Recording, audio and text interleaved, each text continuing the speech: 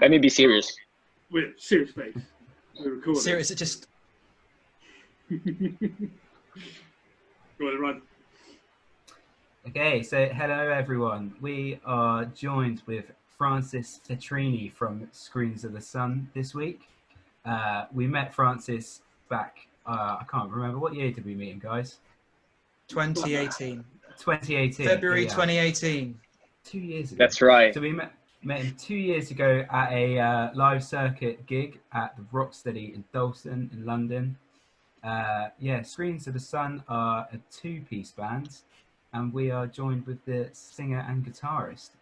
So yeah, the first thing I was actually hoping to ask is why a two-piece? That's actually quite a rare thing to see.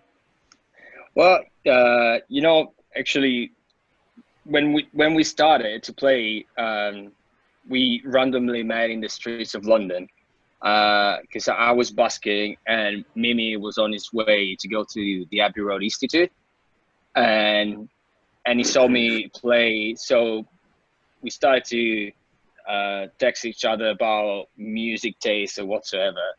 And I remember one day I was like, do you want to come with me, try to busk whatsoever, do something together? And he was like, yeah, sure, let's do this. And because we had such a good response the first 3-4 days, even though we never ever played together before, we decided to stick to this formula because it was working for the people and it was working perfectly for us. And also it's so much easier to put together just two heads. I guess. Yeah. Wow, that's quite interesting because obviously you're both Italian, so I assumed that you met in Italy and then like moved over here or whatnot. No, that was really random. And the funny thing is that the first time that I see Mimi, used to have really short hair, and he dyed his hair like really light blonde, and I was like, oh, look at this Swedish guy. And then he came to me and he was definitely not Swedish. Brilliant. It was PewDiePie.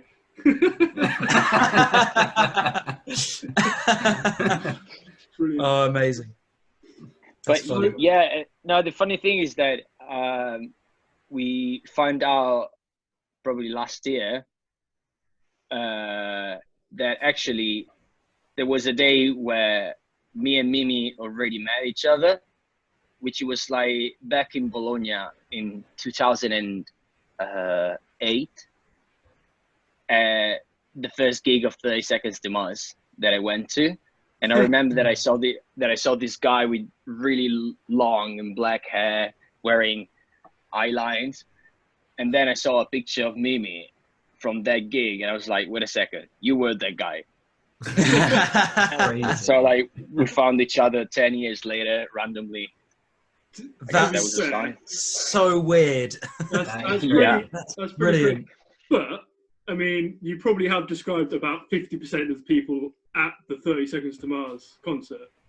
Probably long hair and eyeliner, so could have been anyone really. Yeah, probably. Apart from my brother and a couple of friends of mine, I guess we were all wearing highlines. That was the emo vibes era, you know. Yeah. Back in the day. Yeah, it's funny mentioning that gig back in 2018 because I remember that I think it was Francis, you and me went to get like a kebab before the first band went on, and we saw someone shouting at a homeless guy, and it was... that's true. Do you remember that? Yeah, we were me and you and this random guy shouting and screaming. This random guy just started shouting in the street, and we were just like, what are you doing? We were just sat there munching on our lamb doner kebab, whatever it was, and this guy just started shouting at someone. Nice. Happy memory. A really cool way to have a kebab, you know. Yeah. It's the only way, really. You got to have someone shouting next to you. Double cream, extra ketchup, and homeless guy shouting it. Yeah, there you go. That's it. Oh dear, that was a long time. Yeah. On the subject of busking, It's something that I think we've done once or twice. We did it in God, when we played in Guernsey, didn't we? Yeah. Yeah. That was a long time ago. But it's quite. How do you feel doing it? Because, I mean, for me personally, it felt weird. I guess it almost feels like you shouldn't be doing it. I don't know if that makes sense. You feel like you're kind of like you're just on the street. You're like, this isn't a gig. I'm just kind of playing. Yeah. You're just walking past. It feels kind of weird. No, man. Like, to be honest, like, the first time that I did it, I was actually the other day I was talking about it with my flatmate. Because the first time that I tried to busk, I remember I used to live in Swiss Cottage, which it's like probably 10 minutes by bus from Camden Town. And I remember I took my guitar, my acoustic guitar. I didn't have any kind of amp, anything. And I was like, you know what, I'm gonna go and give it a try. And I remember I played just outside Camden Town Station, literally screaming in front of the people for 35 minutes. And it was so weird. And I was so scared. And I remember I made probably £3.25. I remember I took a picture of it. I was like, fucking hell, yeah, I made some money out of the streets without begging.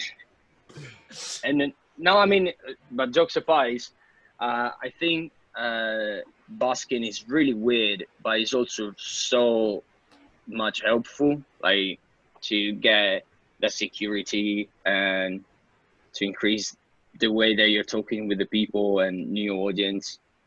And so I think that being scared of it is just an initial thing, but apart from that, now it's literally come naturally to me to just go there like and play.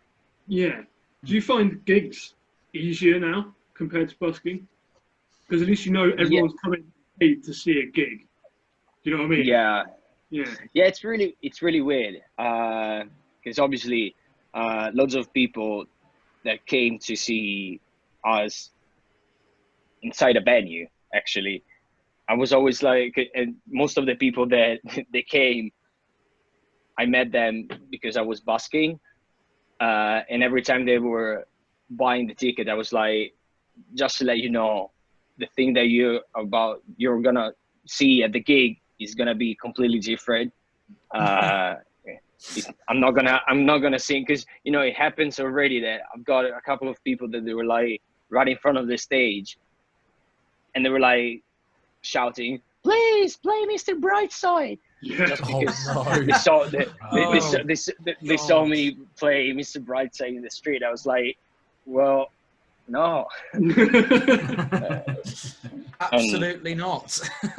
Yeah, I mean, busking is great. Busking is great, and it helped me a lot to improve myself, and definitely helped me to improve my patience with the people. But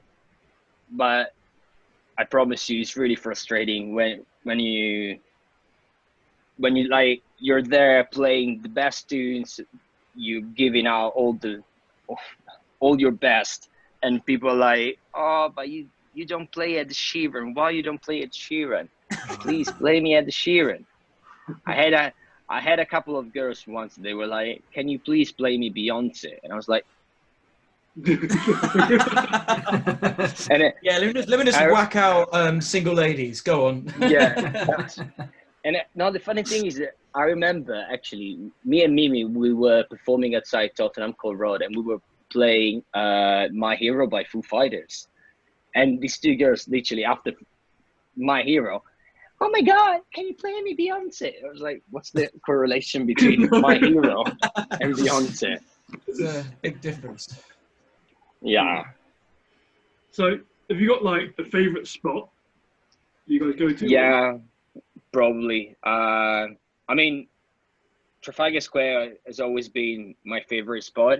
Probably is because the spot where I started properly to do busking as a full-time job 4 years ago. So it's probably the place where I feel more confident. But to be honest, it doesn't matter. Like Chinatown is a really cool place to play, especially during the weekends.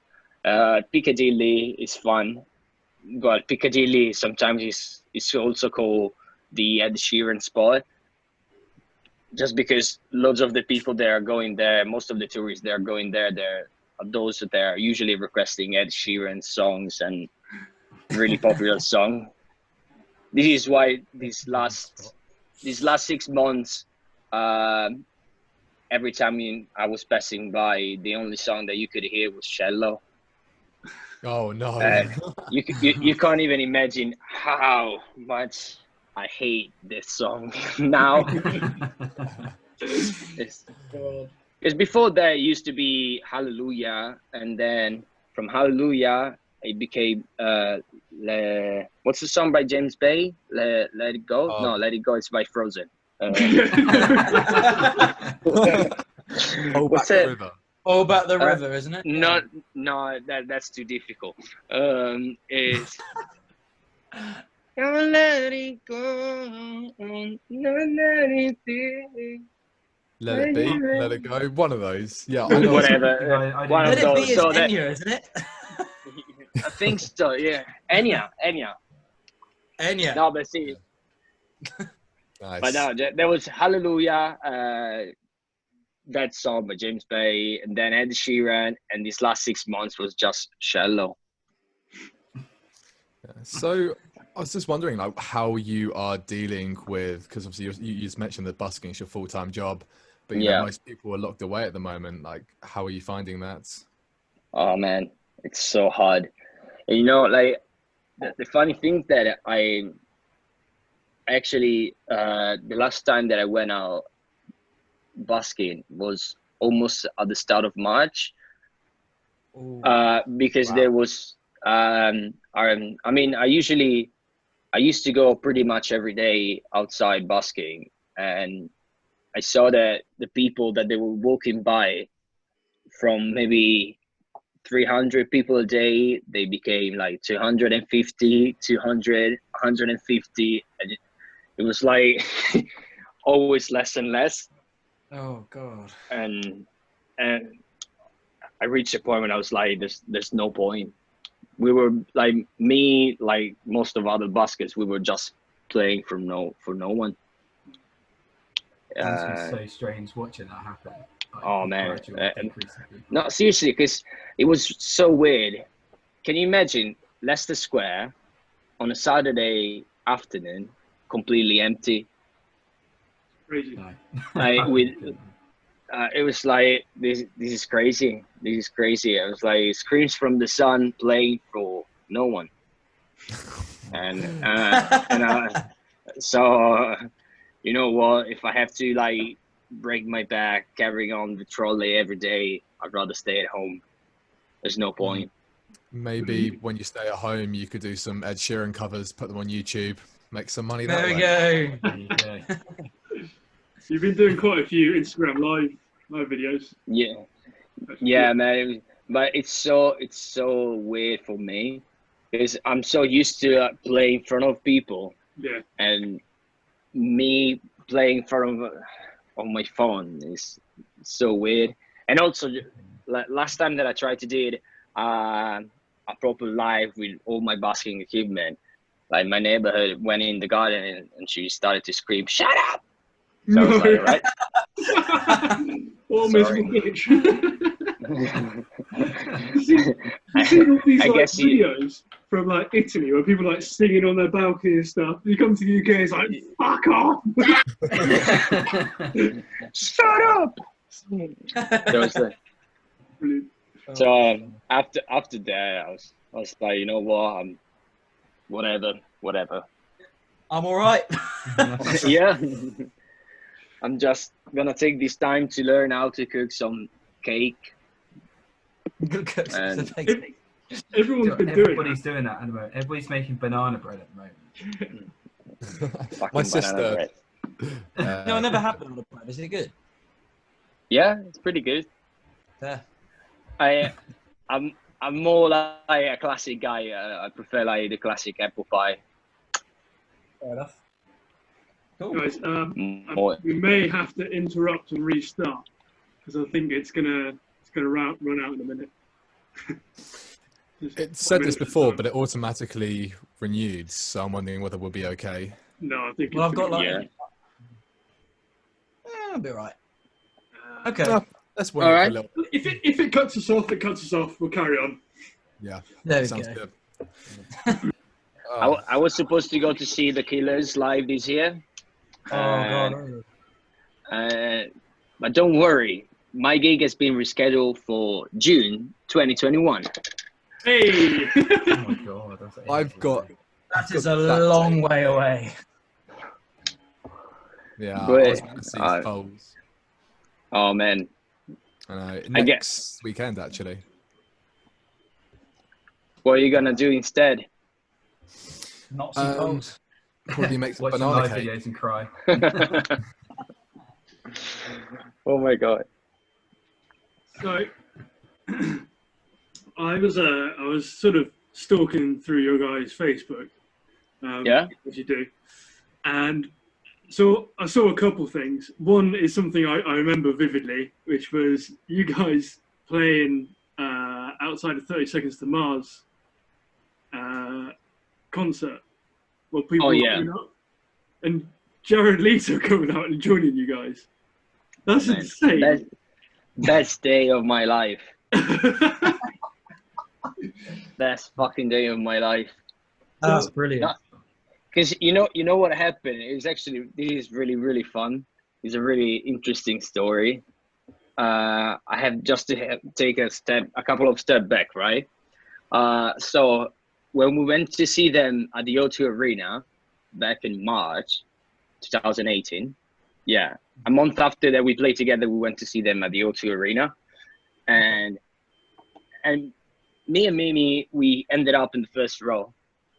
And when Jared was calling to some people to get on stage, he turns and he pointed at Mimi that was next to me, and he was like, "You jump on stage." So Mimi ended up on stage with them right in the middle of the O2 Arena, surrounded by 10,000 people. And I was like, "Yeah, go Mimi, go Mimi." And I've tried to take a picture like after that with me and him. Obviously didn't happen. When Jared Leto was at the red carpet for the horrible Suicide Squad, he passed next to me and he had a chat with Mimi and a couple of friends of mine, and he didn't stop with me. I was like, "Yeah, fucking Jared." And I remember the weekend before the thing with him happened, me and Mimi were busking, and we were playing The Kill. And I remember that Mimi said, "You know what? I think 30 Seconds to Mars are gonna be the guest at the BBC Radio 1 this Monday. So we should go to see them before going to busk." And I was like, "Yeah, sure, whatever." So I remember on Monday, we went outside the BBC Radio, and when they arrived, I remember I used to have this old phone, and finally Jared stopped next to me. I was like, "Yes, finally, we're gonna have a picture together." My phone stopped working there. Oh no! And he literally said, "Sorry, man, gotta go." So my selfie with Jared was me smiling and a pinch of his hair walking away. That's it. Oh no! And I was like so upset with myself and my phone. And I remember like in a couple of minutes later, me and Mimi were like, "You know what? Fuck this." We set up everything right outside the Radio 1. And as soon as we heard that they finished to perform, we started to play. And first the drummer, which is his brother, came out and enjoyed a bit of the show, went straight to Mimi and hugged him. That was really nice. And obviously as soon as Jared came out, all the people there went crazy. And I promise you, I would have been happy just with him looking at me, like making a thumbs up, like, "Yeah, well done," whatsoever. And I remember I saw him, like, you know what he does, and he started walking toward us. And I was, in that moment when I was playing the kill right in front of him, I was like, please God, let him jump in, because I can't handle it. It was like seriously, the pressure that I had in that moment. I was like, I'm gonna faint like in 10 seconds. And so he did it, and we sung together. And then Mimi, I remember as soon as when Jared left, he opened Instagram and he saw that they posted us on their stories. And I was like, yeah, fuck the selfie. I've got my revenge. Mate, I feel like all of those failed selfies were just building up to that moment. Yeah, they're nothing compared to that. No. Yeah, exactly. That is so cool. That's insane, man. That is so cool. And it's funny because obviously we didn't plan anything. It was just everything came out in that moment. And because of those 15 seconds in their Instagram stories, we ended up with tons of new followers. We ended up on a TV from the US where they're talking about stars and Hollywood stars doing cool things. and that was the first time where I've heard Mr. Francis Petrini and the other guy, Mimi out playing the streets. Like, oh my God. It's pretty cool. That's cool. Got a touch of I love your American accent, mate. I love your American accent. God, you guys are so good. I remember because the video of us performing with him kind of went viral on Instagram the first like 3 days, and loads of comments were talking about my pants because I was wearing like pants with flowers. And they were like, oh, this guy's playing the street, but he's wearing Gucci things or whatsoever. I was like, and I started to reply to everyone like, no, guys, this is 25 quid from Zara on sale. You can do this. That's the only comment that I posted about that. So the other thing I saw as well, you guys were on the front page of Rolling Stone in France. Yeah. How did that happen? Because I can't speak very good French, so I tried to understand. Me neither. Me neither. do you not know? Actually, I asked my sister because she speaks fluent French, so I had to call her and ask her to translate it properly. No, but even that, see, like the things with Rolling Stone happen because of busking. Yeah. I remember I think it was probably January or February, and obviously rent was coming. We needed money, so it doesn't matter if it's rain, if it's cold, we have to go out. And yeah, we went outside. We started to play, and it was freezing cold. I remember I used to count my fingers every time I was hitting the guitar. And I really don't know how Mimi was managed to play the drums so fast in that cold. It was terrible. Yeah. And we used to wear the balaclavas as well. And we finished play. We went home, and we found out that the director from Rolling Stone was one of the 3 people that they were watching us. So they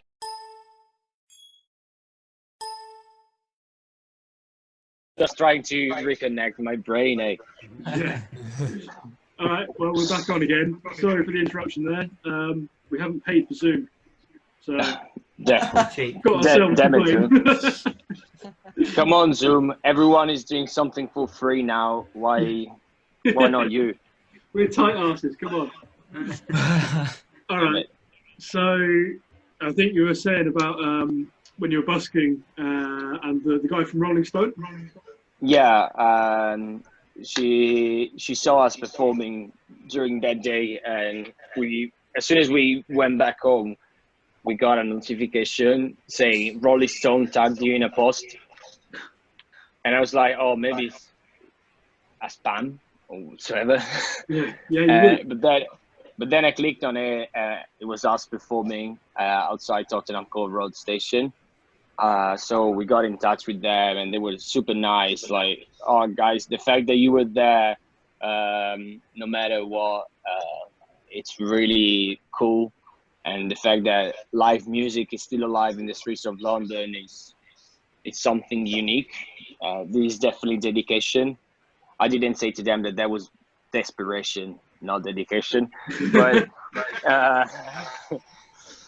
but after that, they were like, actually, if there's something we can do to help you out. And since that day, we always had a really good relation with them. So as soon as we released Night Dream, they were like, all right, guys, we made an article about you, and it's in the front page of Rolling Stone. I was like, this is really cool, actually. That's awesome. That's awesome, man. Yeah. That was a good clickbait, I guess. Because, you know, if you release new music, no one is gonna give a fuck, mainly. But as soon as you post something that people might be jealous kind of things, or looking at you in a way that, oh my God, how can they manage to achieve that? They will go straight and click there. Yeah, funny, isn't it? But, you know, you could look at it as jealousy, or maybe just people enjoy... No. I mean, that was more like a cynical way to see things nowadays. The way that social medias are working, pretty much sometimes. Yeah, well, that's the thing, isn't it? All you see on social media is like the best of everyone else. Yeah. It's quite, funny. Yeah. It's crazy. So, obviously, we've spoken quite a bit about your sort of busking side of things. But the way that we obviously know you two is from your actual stage performances, which I guess is quite different. Yeah. So obviously, I kind of want to talk a bit about that as well. How long you guys been doing that for, and also you've just released a brand new single. How long ago was that? It was Friday the 17th. So what day is today? I completely. It's 1 week ago. 1 week ago. Yeah, it's Friday. Is it Friday? It's Friday, isn't it? It is Friday. Yeah, it's Friday. Oh my God. I'm losing track. Is it the 4th week of lockdown, or is it the 5th? 4th. Yeah, the 4th. Still got another 2 weeks. I don't know what year it is. Is it still 2020? Yeah, May the 4th quarantine be with you, hey. Oh, May the 4th. The last episode of Star Wars: The Clone Wars is coming out on May the 4th, and I'm so excited. Such a nerd. Sorry, going off track. So, anyway, aside from Star Wars, how's the release gone? Sorry? How's the release gone? Love the track. Good. Oh, thanks a lot. Yeah, not bad actually. We're really happy with the results that we are having and the feedback. For us, it's been also like a jump in the blue. It's like, 'cause we try with this new song. We try to put new sounds in it. Because when we started, we started more as a proper alternative emo vibes 2-piece band, and now we're trying to add even more this kind of 80s vibes. Yeah, maybe a little bit funky thing or whatsoever. And the fact that we released this song is definitely completely different from our previous one, and see that people are still enjoying it. That made us really happy, I guess.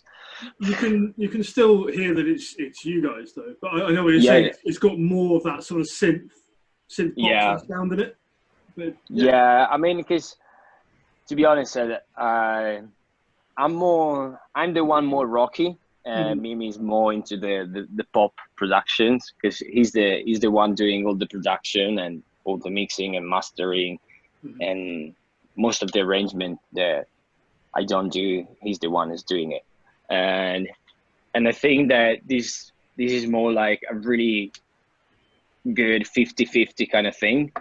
Because you know, I always hated when people are like, "Oh, Francis is the band." Not just in this situation, even in my previous band when I was younger, just because I was the singer, you know how it feels, right, Tom? Yeah, it's very annoying. No, but I mean, obviously the frontman is the frontman and is the most recognizable face most of the times, at least. We all know that really it comes down to the drummer at the end of the day, you know? Yeah. Couldn't agree more. And I would say actually it comes down to the bassist, but you guys don't have one, so I'll cut it. Your bass is fantastic, man. Quieter than us. No, man.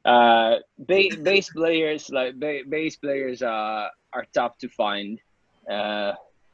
You guys are really weird. In a good way. In a good way. No, but I'm happy with the results that came out, especially because we did everything in lockdown, and obviously I wasn't expecting to get in the UK top charts. But the fact that people, when we sent over the track and people were listening to it and they sent us over some video reaction, that was really nice from them. That's your video, isn't it? Basically, we decided, because we received these few videos from the people, and obviously they weren't enough to cover almost 4 minutes. So we decided to use those footage to create a teaser. Even because going back to the social media things, I guess, you know, like the attention of the people nowadays is really, really hard to get, unless you're doing some really funny TikTok. So we decided to use those footage to create a teaser of 1 minute, and that's it. For the music video, we didn't release a music video. We just released this official audio, and we used the draw that I made of our two faces that I did in digital art, and then Mimi's dad did the animation for the image. So we used that as kind of music video, if we can call it that way. Well, it's hard to shoot anything and kind of video at the moment. We were lucky that we filmed ours just before, didn't we? When was that? That was back, Checkmate. This is 2018, wasn't it? No.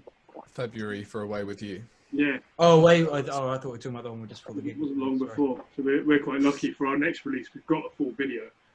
Oh, nice. When it's going to be, actually? When? 3 weeks today. Yeah? Yeah, 3 weeks.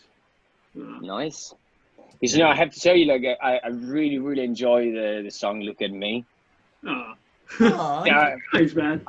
Because I used to dig tropical, but as soon as "Look at Me" came out, I was like, yeah, it's really, really cool. I always love these funky vibes that you have, and we've done Tom's voice is really cool. We've done the same thing as you guys, I guess. You know, we've kind of gone, because, you know, we started off as well as being a lot rockier, but we've sort of taken a lot more of the sort of synth and pop stuff and tried to put that in, because we've got a producer that works with us as well now. So I guess it's kind of the same thing as what, you know, Mimi's doing. Yeah, but see, this is the beauty. I never understood when your favorite artist maybe release a new album and you're like, oh, I hate this because it's not like the previous one. I literally never had these feelings towards anyone. Because, I mean, especially nowadays, people are listening to everything.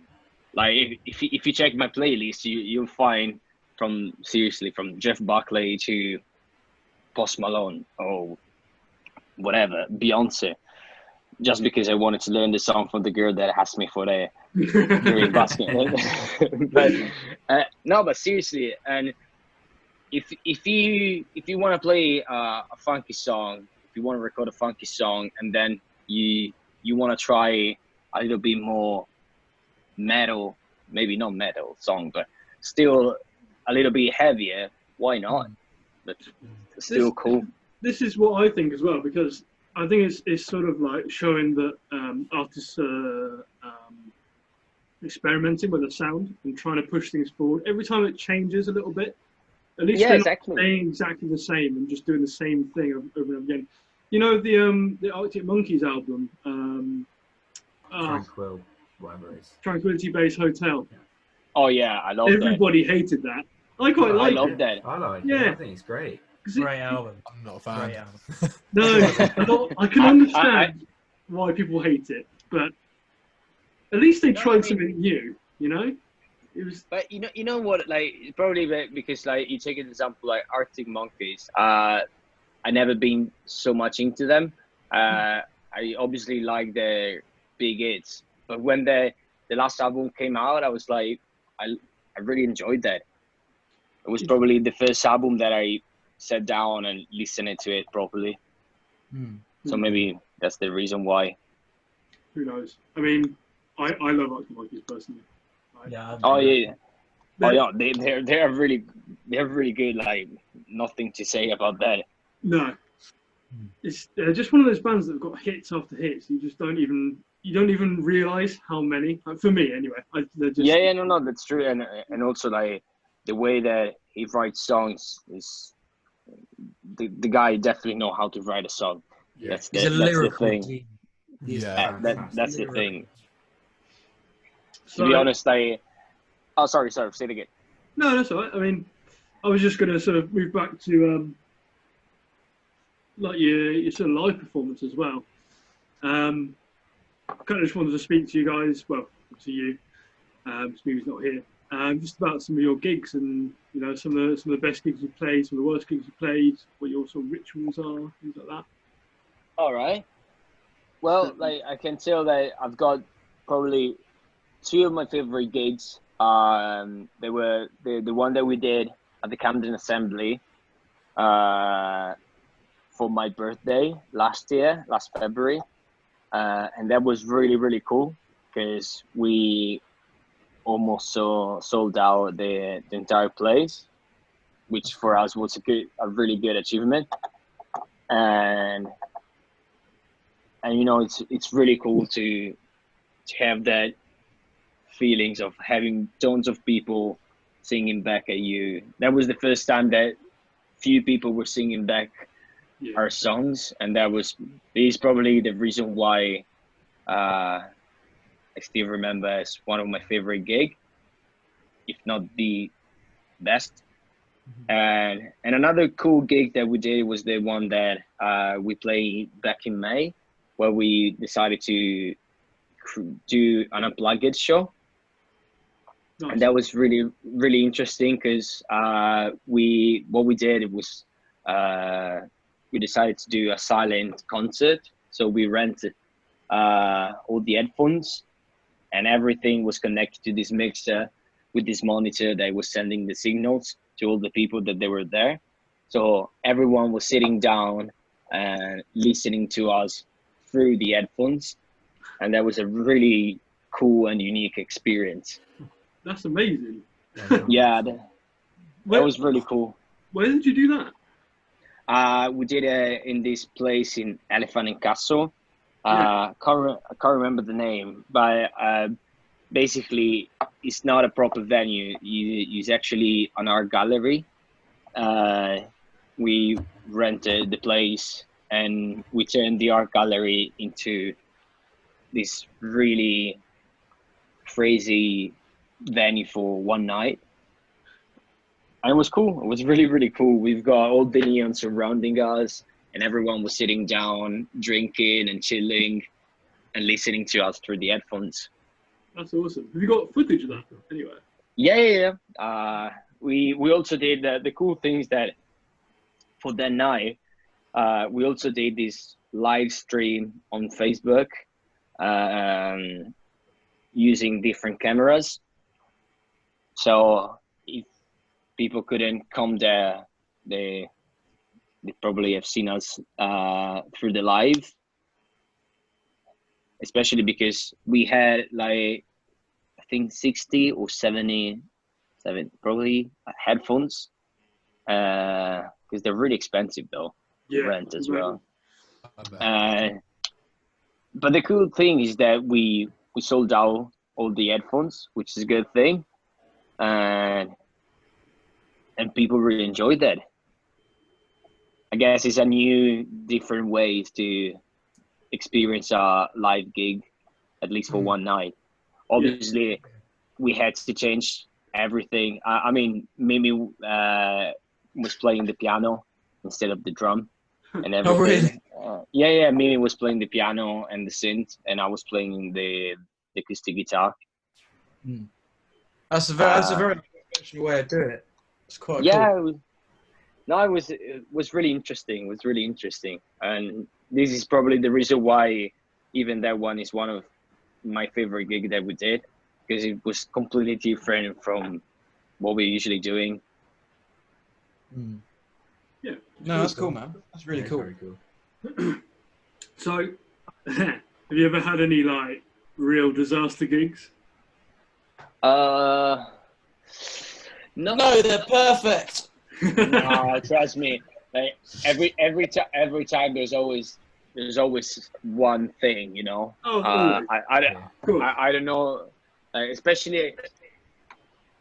I think the things that I hate the most is when you go for the sound check and everything is perfect, like really perfect, and as soon as you get on stage, something goes wrong, and it's like that really pissed me off.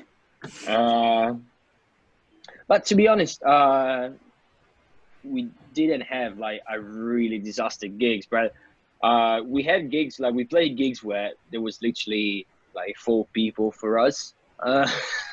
That was like terrible. Like I remember when we headed to Brighton, actually. Can't remember the Patterns. Yeah, that one. Yeah. And I remember that when we arrived, and even the girl that was working at the bar, I was like, "Why you guys are here?" I was like, "Well, we were supposed to play, yeah, but we are supposed to be closed today," something similar. So I was like, "Oh my god, this is gonna be one of those gigs, like playing for 4 people, if we're gonna be lucky." No. But we were there. Yeah, oh yeah, yeah, the 4 of you probably. We were the 4. No, but yeah, probably that one. And also, I can't remember. I think maybe we first time that we went, we played at Nambucca. We played again this year at Nambucca, and the gig was perfect. It was great. But the first time that we played Nambucca, I think something happened, and we had to start. We were the headline for the night, and the night actually started, instead of 7:30, everything started around like 9:30. So we ended up performing around midnight, almost. And we've had a gig like that. That was terrible. That was terrible. We wanted to gig up in Manchester, and I think we were for some reason headlining. I don't know why. And there were 4 bands. The first band went on at like 10 o'clock in the evening. Oh my god. We didn't get on until well gone midnight. It was like 1 o'clock. But we didn't finish like 2 o'clock in the morning. And then Seb the drive all the way down Hertfordshire, was it? We got in at 6 o'clock in the morning. And literally, oh my god. Every service station, I was like pulling over, like, oh god, I can't do this. Coffee, like, oh. Got back at 6 a.m. 6 in the morning. I lost my phone. To be honest, I've really. Yeah, on the way down, we stopped off at a petrol station. It was like 4 o'clock in the morning or whatnot, and I just got out. My phone fell off out of my pocket, and we just drove off. I got to my parents. I was like, "Fuck." Daddy. And a phone. No, man. I know the feeling of losing your phone is terrible. I hate it. It happens to me at the Placebo's gig, and after that, every time I got a new phone, I keep it as a treasure. What's the worst gig we've ever done? Was that the one in? We got booed off stage once, didn't we? No, we Is didn't. that right? No, no. Someone told us to get our shit and get out. Oh, no, yeah. That happened. We played in some ropey pub. We've played there since, and it's been really good. But it was some pub in Marlow, wasn't it? And no, in Wickham, I think it was. Yeah, Wickham. Basically, And just some really, really drunk guy who was just like really angry and was like, "Get your shit and fuck off!" Oh my God. Whoa! Just like stumbled onto the stage and they like crashed into the bathroom and we're like, all right. Oh man. Good times. How do you manage this kind of situation? You just gotta laugh. Nick said to him, "Is that what your wife tells you every night?" While you're here, yeah. I can shit and fuck off. That was quite funny. Because you know, like when for example, when I'm busking, it happens so many times that I'm having like drunk people that they want to get the attention of the crowd, or maybe we had so many old people when we were playing together with Mimi, and they were like, "You're shit, shut the fuck up." I had one man. It was probably around 70, 75 years old. He literally came in front of us, took off his pants, and show us his ass, and said, "This is what I think of you." And I was like, "Oh, all right." Slapped it. Yeah, should have just gone dead ass. But the thing is, when you're on stage, and I mean, you're the music at the bar or the venue for that night, so why people should be dickheads? Really don't get it. I think it wasn't at the time that we played there. It wasn't really set up for live music. We were just in the corner of a pub. On Halloween. People were there just to get pissed. One of those gigs. Yeah, exactly. All It right. was Halloween as well. It was Halloween. The sound guy just buggered off as well, didn't he? He didn't even like bother. Sound guy didn't give a fuck. Oh man, I know the feeling. When I was younger, I remember one of the latest gigs that I played with my previous band. We signed up for this contest, which was obviously a scam or whatsoever. They already knew since the beginning, "Oh, we're gonna let our friends win, but we need the money," you know, one of these things. And they were like, "Oh, so you guys are gonna perform at this place tonight." And I remember I drove for a couple of hours, and instead of the venue, it was a restaurant, a petrol station. And they set up the drum and everything in the corner of a restaurant up at the petrol station. And that was like the weirdest things ever. Oh my God. Yeah. I was like, all right, I really want to go home now. There we go. Gigs. The one time we did refuse to play one time. It was a gig we meant to have in London, and we turned up. I think it was the Alley Cat, yeah. And then, oh my God, what's the Alley Cat? It's on Denmark Street, is that right? Yeah, it is. Yeah. Oh yeah, is the one downstairs? Yeah. Yeah. All right. We got there. The drum kit was just this battered up old thing. It was a cocktail kit. So like the bass drum was like 18 inches. It was like basically like a floor tom. And it was like the legs were all twisted up, and it was just like they'd cut a microphone hole in it, but like it looked like they'd done it with a hacksaw. Like it was just this gaping like thing in the middle of the skin. I just looked at it. I was like, "Is that the kit?" And he's like, "Yeah." And I was there with like 5 cymbals, like double kick pedal and everything. I was like, "I don't think this is gonna work." There was like bands missing, and I was just like, "How are we gonna do this?" Yeah. So, We were meant to support a Swedish band that went on tour around the UK as well at this venue. And instead, we all just sat in the pub because they called off the show as well. And we just went for some food and some drinks. yeah. Fair enough. That was sick. That was good. Yeah. It was a good night. I They turned up bet and it looked at was. it. They turned up and looked at it. We're just like, nah. Yeah. There was no one there. It was just, it smelled I really don't understand these kind of venues where, like, seriously, the floor is all stitchy and they never sponsor their nights, and they're expecting you to bring tons of people. Yeah. Like, if I could afford to bring 35 to 50 people, I would have rented a proper venue, not this shithole. Yeah. Yeah, exactly. It's anyway, and it's terrible, especially for us because we're using backing tracks, and Mimi is always smashing on drums. It's Makes it hard.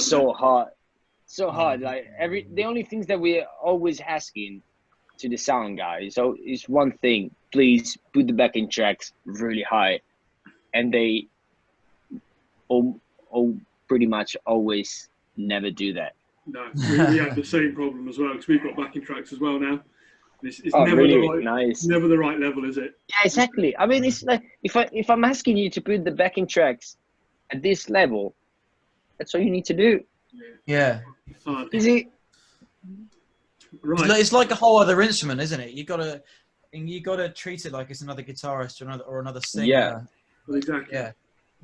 I mean, especially for us, because in the backing tracks we've got all the bass, and we've got synths and some backing vocals as well. So that's probably the 80% of us.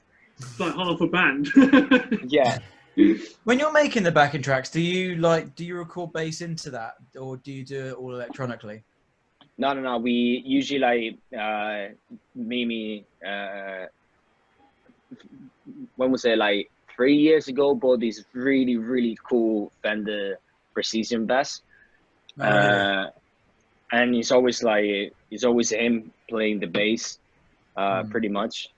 And so all the bass that you can hear in the backing tracks is a proper bass. Oh, cool.